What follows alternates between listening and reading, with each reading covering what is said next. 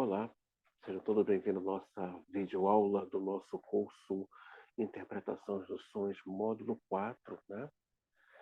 Que é esse volume aqui, o volume 4. E hoje nós vamos à temática central desse curso, que é o sonho é a realização de um desejo. Página 157, quem tem o livro, a obra, tá? E hoje vamos tentar entender aqui por que Freud bate tanto nessa tecla. E que desejo é esse? Quem é esse que goza no sonho? Quem é esse que se realiza? E se eu me realizo no sonho, por que acordo endividado, né? Quem é esse que goza? Da onde vem esse gozo? Para onde vai? Né? Os tipos de desejo, sonho como realização de desejo, o desejo do analista, o desejo da mãe, né, o desejo desse outro. Vamos ver se a gente consegue aí falar, mesclar um pouco sobre essa questão de desejo hoje aqui nessa videoaula. Quando, após passarmos por um estreito desfiladeiro e de repente emergimos num trecho de terreno elevado, onde o caminho se divide e as mais belas vistas se desdobram por todos os lados. Podemos parar por um momento e considerar em que direção deveremos começar a orientar nossos passos. É esse o nosso caso? Agora que ultrapassamos a primeira interpretação de um sonho, encontramos-nos em plena luz de uma súbita descoberta. Não se deve assemelhar os sonhos aos sons desregulados que saem de um instrumento musical atingido pelo golpe de alguma força externa e não tocado pela mão de um instrumentista. Eles não são destituídos de sentido, não são absurdos, não implicam que uma parcela de nossa reserva de representações esteja adormecida enquanto outra começa a despertar. Pelo contrário, são fenômenos psíquicos de inteira validade. Realizações de desejo podem ser inseridos na cadeia dos atos mentais inteligíveis de vigília. São produzidos por uma atividade mental altamente complexa. O que Freud está dizendo aqui ao no estado de sonho, algo que estava adormecido acorda. Aquele sonho que você está tendo, aquele sonho que você não está recalcando e que acorda com ele nitidamente, não é só você despertou para ele, mas ele já estava ali te aguardando. Mas algo também desperta durante o sono. Porque os sonhos são inteligíveis. Eles é de uma ordem de inteligência, tem inteligência própria esses sonhos. Então, ao despertar, o sujeito se depara com alguma coisa que estava adormecida e que agora despertou. E que agora acordou. Contudo, mal começamos a nos alegrar com essa descoberta e já somos assaltados por uma torrente de questões. Se, como se diz a interpretação dos sonhos, um sonho representa um desejo realizado, a qual origem da notável é enigmática, forma de que expressa a realização de um desejo.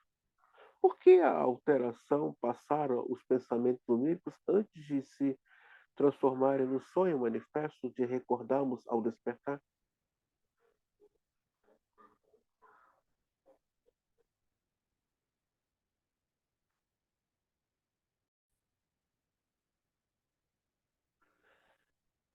Qual a fonte do material que se modificou, transformando-se em sonho? Qual a fonte das numerosas peculiaridades que se devem observar nos pensamentos oníricos, tais como, por exemplo, o fato de poderem ser mutuamente contraditórios, analogia da chaleira emprestada?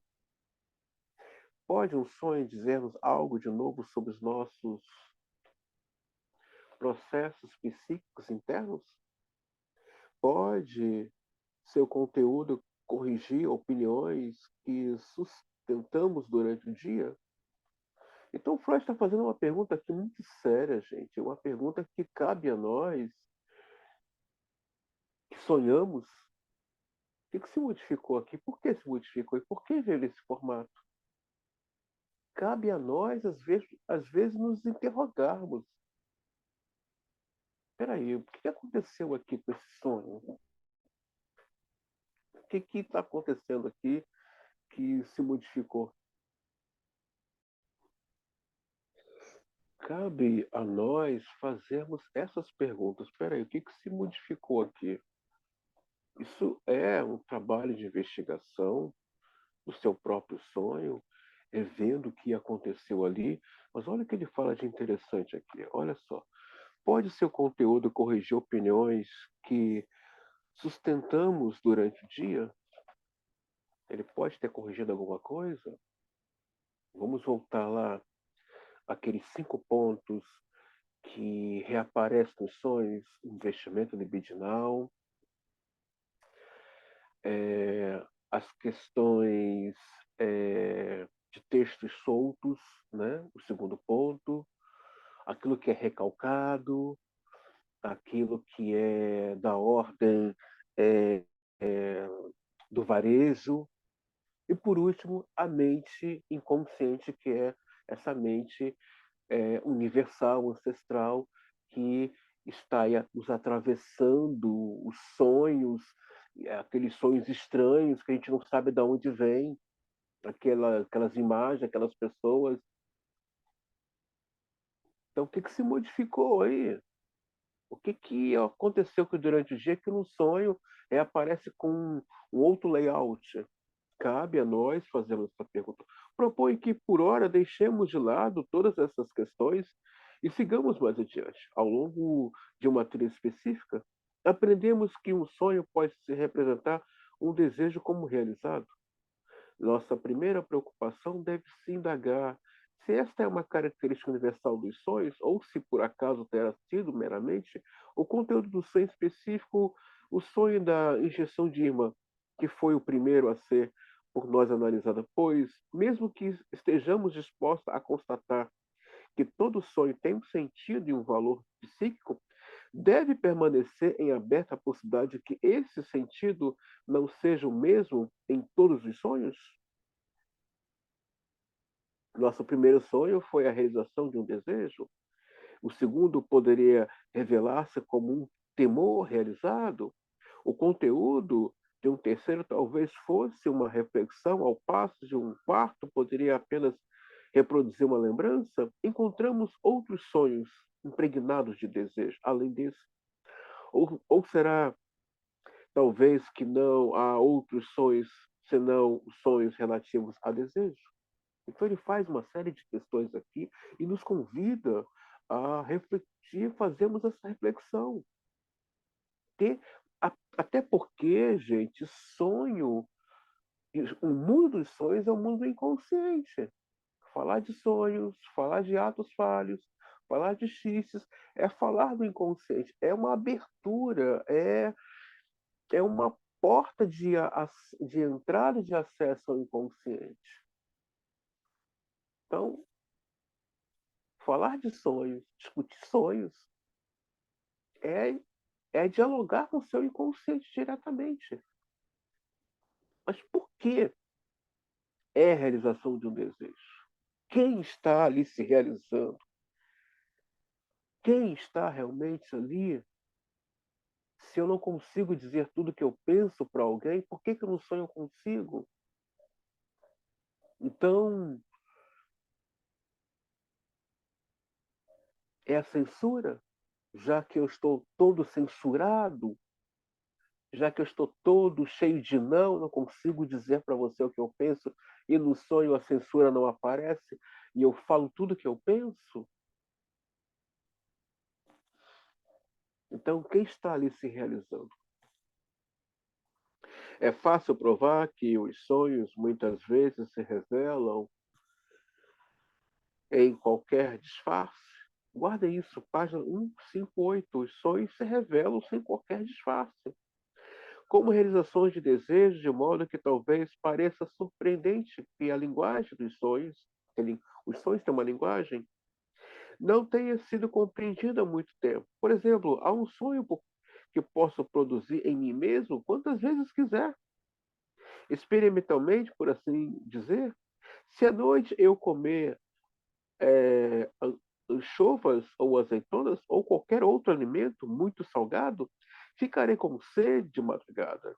E a sede me acordará, mas eu despertar será precedido por um sonho, sempre que o mesmo conteúdo, ou seja, o de que estou bebendo. Sonho está engolindo água em grandes goles e ela tem delicioso sabor que nada senão uma bebida fresca pode igualar quando se está queimando de sede. Então acordo e tenho que tomar uma bebida de verdade. Esse sonho simples é ocasionado pela sede da qual me conscientizo ao acordar. A sede dá origem a um desejo de beber. E o sonho me mostra esse desejo realizado ao fazê-lo. Ele executa uma função que seria fácil adivinhar. Durmo bem e não costumo ser acordado por nenhuma necessidade física. Quando consigo aplacar minha sede sonhando que estou bebendo, não preciso despertar para saciá-la. Esse é, portanto, um sonho de conveniência. O sonho toma o lugar da ação como faz muitas vezes em outras situações da vida. Infelizmente, minha necessidade de água para aplacar a sede não pode satisfazer-me num sonho da mesma forma que satisfaz minha sede de vingança contra meu amigo Otto e Dr. M. Mas a boa intenção está presente em ambos os casos. Não se faz muito tempo esse mesmo sonho meu exibiu algumas modificações. Eu já me sentia sede antes mesmo de adormecer. Esvaziar um copo de água que estava na mesa no lado da cama. Algumas horas depois, durante a madrugada, tive um novo ataque de sede.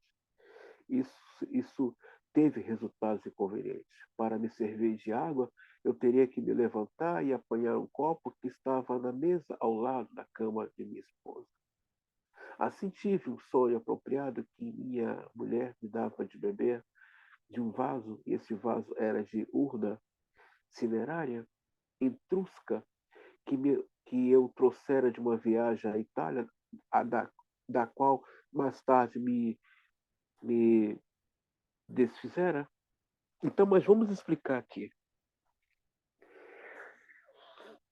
Lembra aquela aula que eu falei daqueles 4 elementos que nos influenciam no sonho, né?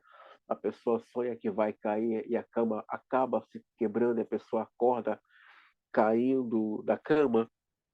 Muito bem. Às vezes a pessoa está realmente com sede e ela tem um sonho que ela necessita beber muita água. E o que o sonho faz? Ele desperta o sujeito, ele vai beber água. Mas muitas vezes a pessoa vai ter um sonho que está bebendo uma água muito gostosa e não sente sede e não acorda. São chamados sonhos de conveniência. Né? A ação que está além da atividade de vigília. Aquilo que eu gostaria de falar e não falo, falo no sonho, há ali uma ação que eu não consigo fazer no estado de vigília. Mas ações simplesmente por um sonho conveniente, em que eu sonho que estou bebendo uma água muito boa, ou que estou numa boa festa, mas na verdade eu não acordo para beber água. São chamados os sonhos de conveniência. Mas há aqueles sonhos de alerta. Oi, acorda, você precisa beber água, você está com sede de verdade. O sujeito acorda em estado de alerta e se vê que realmente, onde o Freud vai dizer que são aqueles sonhos ligados às questões fisiológicas nossas, né? Se vocês puderem voltar nessa aula, deixa eu ver se eu acho aqui a página, né? Os sonhos que as fontes psíquicas de estimulação, né? São os sonhos que têm ah, os estímulos sensoriais externos, né? Ou aquele que fala, né, que eu estou com sede e o, o próprio sonho me acorda. Eu tive um estímulo externo, né? Mas a sua água tinha um sabor tão salgado, evidentemente, por causa das cinzas da urna, que acordei e de se notar de a forma conveniente como tudo se organizava nesses sonhos, visto que sua única finalidade era realizar um desejo.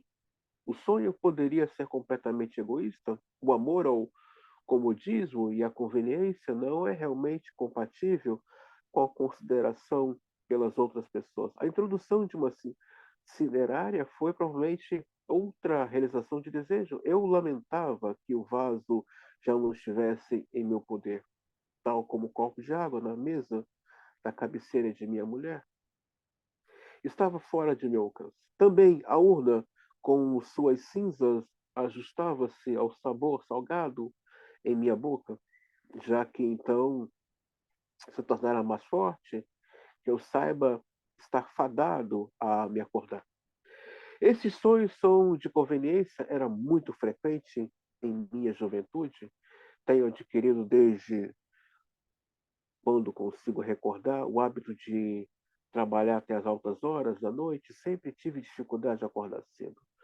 Costumava então sonhar que me havia levantado e estava em pé ao lado do lavatório, passando algum tempo.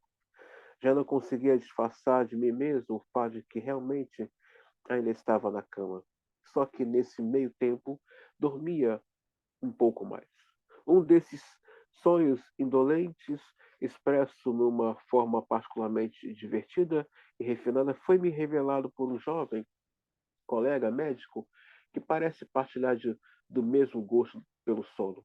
A hospedeira de sua pensão, nas proximidades do hospital, tinha instruções rigorosas de acordá-lo na hora todas as manhãs, mas não era nada fácil cumpri-las. Certa manhã, o sonho parecia especialmente doce. A senhora gritou através da porta: Acorde! São horas de ir para o hospital. Em resposta a isso, ele sonhou que estava deitado em uma cama no quarto do hospital e que havia um cartão acima do leito onde estava escrito PEC-H, estudante de medicina, idade 22 anos. Enquanto sonhava, ele dizia a si mesmo: Como já estou no hospital, não na cidade, ia até lá. E virando-se para o outro lado, continuou a dormir. Desse modo, ele confessou abertamente o motivo de seu sonho. Então, às vezes, a pessoa sabe que ela está deitada aí, e que ela está sonhando. Ela continua deitada, ela volta para o mundo dos sonhos. Ela vê que está deitada, ela vê que aquele sono está gostoso e que a cama está maravilhosa, e ela volta a sonhar.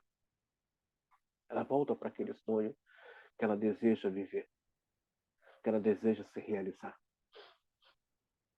Eis aqui outro sonho que, mais uma vez, o estímulo produziu seu efeito durante o sono efetivo. Uma das minhas pacientes que foram obrigada a se submeter a uma operação no maxilar, operação essa que tomara um rumo desfavorável, recebeu ordens dos médicos para usar um aparelho de resfriamento ao lado do rosto, dia e noite. Logo que adormecia, porém, costumava pô-lo de lado. Um dia depois, ela ter mais uma vez jogado o aparelho no chão, pediram-me que falasse sério com ela a esse respeito. Dessa vez, realmente não pude evitar, respondeu. Foi por causa de um sonho que tive à noite. Sonhei que estava num camarote na ópera e que estava apreciando muitíssimo espetáculo, mas estava na casa de saúde e se queixava amargamente das dores no maxilar. Assim, eu disse a mim mesmo que, como não estava sentindo nenhuma dor, não precisava de aparelho e joguei-o fora. O sonho dessa pobre sofredora parece quase uma representação concreta de uma frase que às vezes se impõe às pessoas nas situações desagradáveis. Devo dizer que eu poderia pensar em algo mais agradável do que isso, o sonho da imagem dessa coisa mais desagradável. Maia, para quem a autora do sonho transplantou suas dores, era, dentre seus conhecidos, a rapaz mais insignificante que ela pôde lembrar. A realização de desejos pode ser detectada com igual facilidade em alguns outros sonhos que colhi de pessoas normais. Um amigo meu que conhece minha teoria dos sonhos falou dela com sua mulher e disse-me certo dia, minha mulher pediu que eu lhe dissesse que ontem sonhou que estava menstruada. Você pode imaginar o que significa? E eu realmente podia. O fato dessa jovem senhora ter sonhado que estava menstruada significava que suas regras não tinham vindo.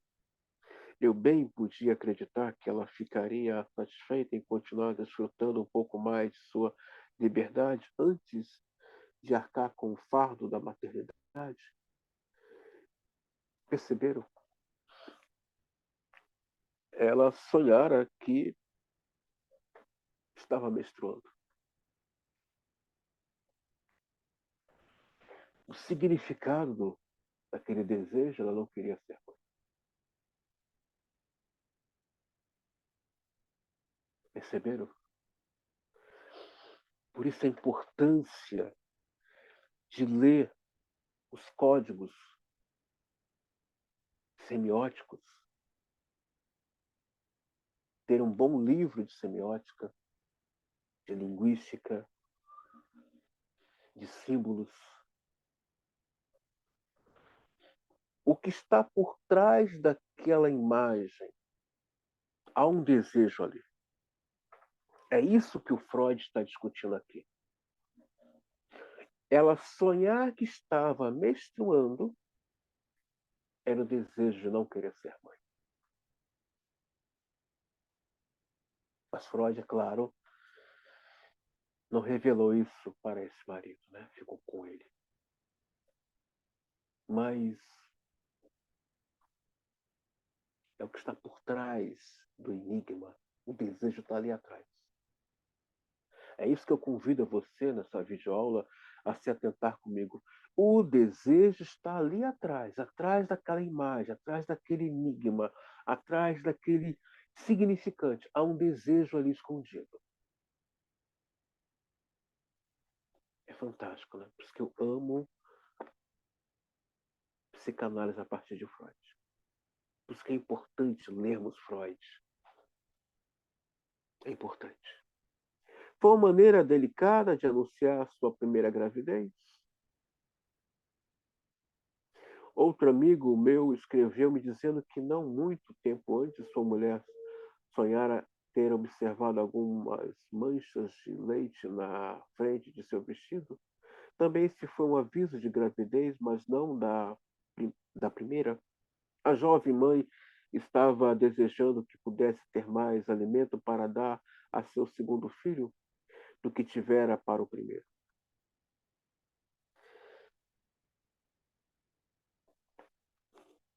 Uma jovem mulher ficara isolada da sociedade por semanas a fio enquanto cuidava do filho durante a doença infecciosa. Após a recuperação da criança, sonhou que estava numa festa onde, entre outros, conheceu Alphonse Daut e Paul Bourget. Todos foram alfabilíssimos com ela e muito divertidos. Todos esses autores se pareciam com seus retratos, exceto Marcel Prévost. cuja fotografia ela jamais vira, e ele se parecia com um funcionário de desinfecção que fumigara no quarto do doente na véspera em que fora seu primeiro visitante após tanto tempo. Assim, para ser possível fornecer uma tradução completa do sonho, já é hora de fazer alguma coisa mais divertida do que essa perpétua assistência a doentes. Esses exemplos talvez bastem para mostrar que os sonhos que só podem ser compreendidos como realizações de desejo e que trazem seu sentido estampado no rosto sem nenhum disfarce, encontra-se sob as mais frequentes variadas condições. Em sua maioria, são os sonhos simples e curtos que apresentam um agradável contraste com as composições confusas e exuberantes que têm predominantemente atraído a atenção das autoridades. Não obstante, será compensador determos-nos por um momento nesses sonhos simples.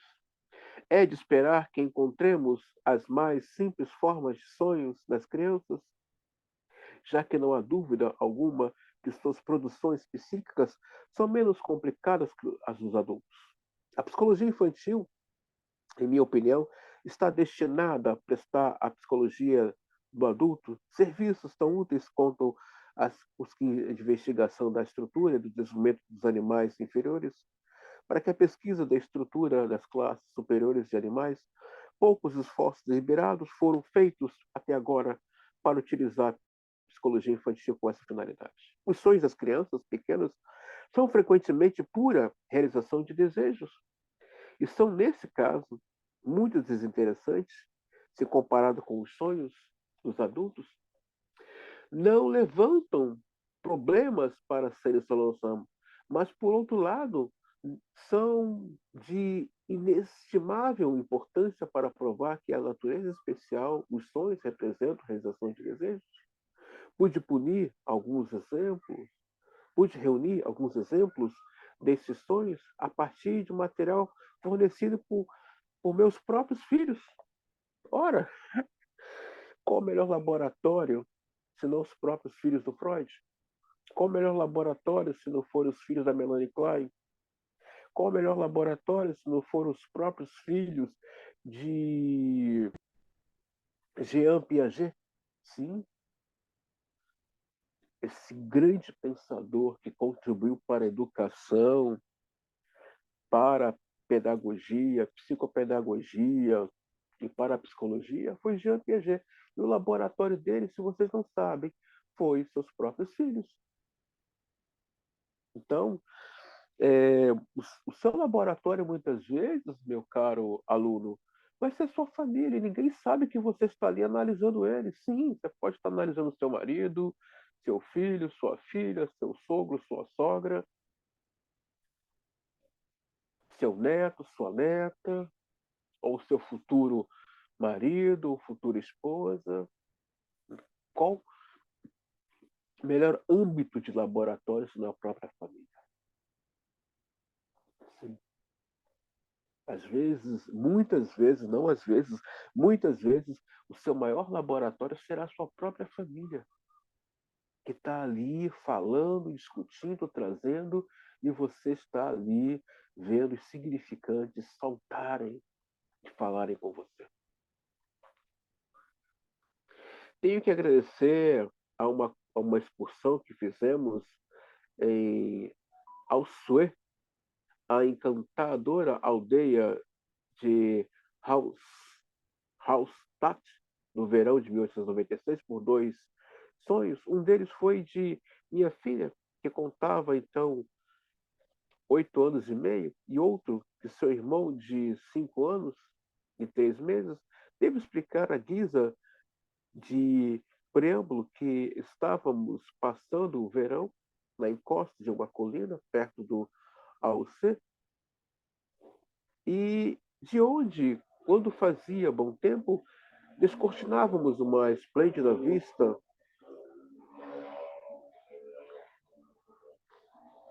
a cabana Simoni era claramente visível por telescópio. As crianças fizeram repetidas tentativas de vê-la por meio desse instrumento. Não sei dizer com que grau de sucesso.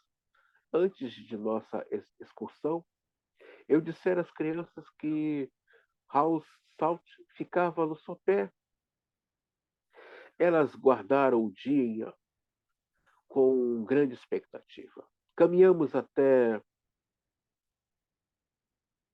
o Echtal, que deliciou as crianças com a sucessão de paisagens cambiantes. Uma das crianças, porém, o menino de 5 anos, foi aos poucos ficando inquieto toda vez que divisávamos uma nova montanha. Ele perguntava se era da Chiten, e eu tinha de dizer, não, apenas uma das Catrafortes. Depois de ter formulado a pergunta várias vezes, ele caiu em completo silêncio, recusando-se categoricamente a subir conosco a encosta íngreme que leva à cascata. Achei que estava cansado, mas na manhã seguinte ele veio a mim com uma expressão radiante e disse: Ontem à noite sonhei que estávamos na cabana Simoni e que eu a compreendi quando eu falava sobre o Dash Tai. Ele tinha esperado subir a montanha durante nossa excursão e encontrar-se perto da cabana sobre a qual tanto lhe falara em relação ao telescópio, mas ao descobrir que estava sendo lubridiado com o contraforte em uma queda de água, sentiu-se decepcionado e abatido. O sonho foi uma compensação. Tentei descobrir seus detalhes, mas eles eram escassos. Vocês precisam galgar degraus durante 6 horas, do que correspondia ao que havia lhe dito. A mesma excursão despertou desejos também na menina de 8 anos e meio, desejos que tivera de ser satisfeito num sonho. Tínhamos levado conosco para Halsat o filho de 10 anos de nosso vizinho. Ele já era um galanteador de mão cheia e havia sinais de granjeado a afeição da jovenzinha. Na manhã seguinte, ela me contou o seguinte sonho. Imagine só. Sonhei que Emil fazia parte da família e chamava vocês de papai e mamãe. E dormia conosco no quarto grande com os meninos. Aí, mamãe entrou e jogou um punhado de barras grandes de chocolate embrulhadas em papel azul e verde, embaixo de nossas camas. Os irmãos dela, que evidentemente não haviam herdado a faculdade de entender os sonhos, seguiram a orientação das autoridades e declararam que o sonho era absurdo. A própria menina defendeu, pelo menos, uma parte do sonho, e saber qual parte lança luz sobre a teoria das neuroses. É claro, é um absurdo Emil fazer parte da família, mas a parte sobre as barras de chocolate não é. Era precisamente quanto a esse ponto eu estava em dúvida, mas a mãe da menina deu-me então a explicação. No caminho da estação para casa, as crianças haviam parado em frente a uma máquina automática da qual estavam habituadas a obter justamente aquele tipo de barra de chocolate, embrulhadas em brilhante papel metálico. Quiseram algumas, mas a mãe, com razão, decidira que o dia já havia realizado um número suficiente de desejos e desejara a realização desse cargo no sonho. Eu não havia observado esse incidente, mas a parte do sonho que fora censurada por minha filha imediatamente se tornou mais clara para mim. Eu mesmo ouvira meu bom comportamento hóspede dizer às crianças no passeio que esperasse até que papai e mamãe os alcançassem. O sonho da menina transformara esse parentesco temporário numa adoção permanente. Sua afeição ainda não podia visualizar quaisquer outras modalidades de companheirismo, senão as que foram representadas no sonho, e que baseavam em sua relação com os irmãos. Naturalmente, era impossível descobrir, sem lhe perguntar, por que as barras de chocolate foram atiradas embaixo da cama. Um dos meus amigos relatou-me um sonho muito semelhante ao do meu filho, que o teve foi uma menina de 8 anos. O pai dessa menina saíra para uma caminhada com várias crianças até Dorbar, com a ideia de visitar a cabana Roher, como se estivesse ficado tarde, porém tinha voltado. Prometido às crianças compensar-lhes a decepção noutra oportunidade. A caminho de casa, passaram pelo marco que assinala a trilha, que sabe até o Rameu. As crianças pediram então que levasse até a Rameu, porém, mais uma vez, pela razão, tiveram ser consoladas com a promessa de outro dia. Na manhã seguinte, a menina de 8 anos dirigiu-se ao pai e disse com expressão satisfeita: Papai, ontem à noite sonhei que o senhor foi com a gente à cabana Rorê e ao ramal. Essa incapacidade, ela previra a realização da promessa do pai.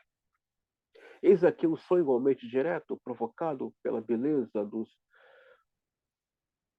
panoramas da Alzir de outra de minhas filhas, que contava então 3 anos e 3 meses, ela atravessara o lago pela primeira vez, e para ela a travessia fora curta demais. Quando alcançamos o ponto de desembarque, não quis sair do barco e chorou amargamente. Na manhã seguinte, disse: Ontem de noite fui para o lago. Esperemos a sua travessia no sonho tenha sido de uma duração mais satisfatória. Meu filho mais velho, então, com 8 anos, já tinha sonhos de ver suas fantasias realizadas. Sonhou que estava andando de carruagem com Aquiles e que Diomedes era o condutor. Como se pode imaginar que ficar excitado às vésperas com o livro sobre a lenda da Grécia dada à sua irmã mais velha? Então vocês veem aqui que o sonho da criança é puro desejo, porque a criança, como a gente viu, ela é puro id. Não há nela ainda um construto fechado desse super-ego. É isso que eu quero chamar a atenção aqui de vocês. A criança não tem esse compromisso com o seu ego. Não tem. Nos lembramos das coisas porque temos um compromisso com o nosso ego. Por isso nos lembramos do outro. Porque fazemos um alto investimento erótico em nós e um alto investimento erótico nesse outro. Por isso, lembramos do outro, lembramos das coisas, lembramos dos lugares. Porque temos um compromisso com o nosso ego. Na criança, não. Ela tem um compromisso com o prazer, com a alegria, com a felicidade, com a brincadeira. Não há censura, não há preocupação. Alguém cuida. Se alguém não parar aquela criança para tomar banho, ela vai dormir suja. Assim é a nossa vida. Assim é o sonho da criança.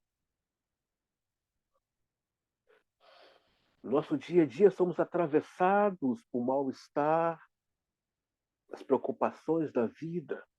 Então, fica difícil o sujeito, durante o sono, ter totalmente um sonho lúdico ou um sonho de puro investimento libidinal. Ele vai ter fragmentações, ou então ele vai recalcar tudo de uma vez, dependendo do seu grau de angústia. A criança não. Dificilmente ela recalca. porque ela está, e nós vamos ver seus três ensaios, ela está impregnada de desejo, ela está impregnada de id. Por isso brinca, por isso corre, por isso grita. É importantíssimo nós vermos esses detalhes. O caso me seja facultado incluir na categoria dos sonhos as palavras ditas pelas crianças durante o sono. Posso citar, a essa altura, um dos sonhos mais infantis de toda a minha coleção. Minha filha mais nova, então com 19 meses de idade, tivera um ataque de vômito certa manhã e, como consequências, ficara sem alimento o dia inteiro. Na madrugada seguinte, a esse dia de fome, nós ouvimos exclamar excidamente, excitadamente, enquanto dormia, Ana Freud: molangos, molangos silvestres, omelete, pudim. Naquela época, Ana tinha o hábito de usar o seu próprio nome para expressar a ideia de se apossar de algo. O menu incluía perfeitamente tudo que lhe devia parecer constituir numa refeição desejável. O fato de que os morangos aparecerem nele em duas variedades era uma manifestação contra os regulamentos domésticos de saúde. Baseava-se no fato de que ela, sem dúvida, havia observado a sua ama ter atribuído sua indisposição a uma indigestão de morangos. Assim, ela retalhou no sonho contra esse veredito indesejável. Ou seja, ela gostava de morango, Ana Freud. Ele está falando aqui da própria Ana Freud. Ela, ela gostava de morango, mas teve que parar de comer morango porque estava tendo aí um problema intestinal, né? Embora tenhamos em alta conta a felicidade da infância, por ser ainda inocente de desejar desejos sexuais, não nos devemos esquecer da fonte fértil de decepção e renúncia, e, consequentemente, de estímulo ao sonho que pode ser proporcionada pelas duas outras grandes pulsões vitais. Eis aqui outro exemplo disso. Meu sobrinho, com 1 ano e 10 meses, fora encarregado de me cumprimentar por meu aniversário e de me presentear com uma cesta de cerejas, que ainda estavam fora de estação nessa época do ano. Ele parece ter achado a tarefa difícil, pois ficava repetindo celejas nela, mas era impossível induzi-lo a entregar o presente. Contudo, ele encontrou um meio de compensação. Estava habituado todas as manhãs a contar à mãe que tinham tido um sonho com um soldado branco, um oficial da guarda, envergando sua túnica branca, que ele um dia ficara na rua a contemplar com admiração. No dia seguinte ao sacrifício do aniversário, ele acordou com uma notícia animadora, que só poderia ter se originado num sonho. Erma comeu todas as cerejas. Eu mesmo não sei o que sonham os animais, mas um provérbio para o qual minha atenção foi despertada por um dos meus alunos alega realmente, alega realmente saber o que pergunta o provérbio: sonhamos os gansos? Sonham os gansos? E respondem: com milho. Toda a teoria que os sonhos são realizações de desejos se acha contida nessas duas frases. Como se poderia ter chegado mais depressa a nossa teoria do sentido oculto dos sonhos, simplesmente observado no uso linguístico? É verdade que a linguagem comum às vezes se refere aos sonhos com desprezo. Os sonhos são espuma, parece destinada a apoiar a apreciação científica dos sonhos. Grosso modo, porém, o uso comum trata os sonhos, acima de tudo, como abençoados realizadores de desejos. Sempre que vemos nossas expectativas ultrapassadas por um acontecimento, exclamamos em nossa alegria: eu nunca teria imaginado tal coisa, nem mesmo em meus sonhos mais fantásticos.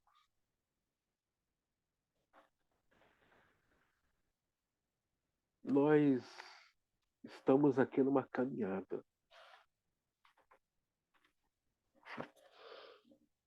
Nessa aula, nós aprendemos que os sonhos das crianças são puro desejo, porque não há ali, não é só censura nos sonhos dela, não existe uma censura na vida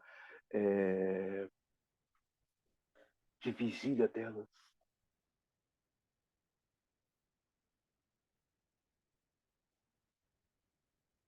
Mas o Freud dá aqui a dica: os sonhos é puramente linguístico. Sonhos é linguístico, sonhos é linguagem, sonhos é discurso, sonhos são textos. Esses são textos, são invocações são desejos. Há ali a palavra. A questão do sonho é que o sonho pertence a você, não a outro. Fala do seu desejo, fala do meu desejo. Fala da nossa fé no nosso desejo. Não inclui terceiros. O sonho fala do nosso desejo. O desejo esse, que é o nosso texto, que nos convida a nos autorizar nele. Nos convida a viver ele. É fantástico. Eu espero a você, meu caro aluno, que essa pequena videoaula possa contribuir alguma compreensão de saber psicanalítico para a sua vida pessoal, em primeiramente, que é uma pós que você está fazendo aqui, e em segundo, para a sua prática clínica com psicanálise dos sonhos, no seu percurso analítico com seus pacientes. Até a nossa próxima aula.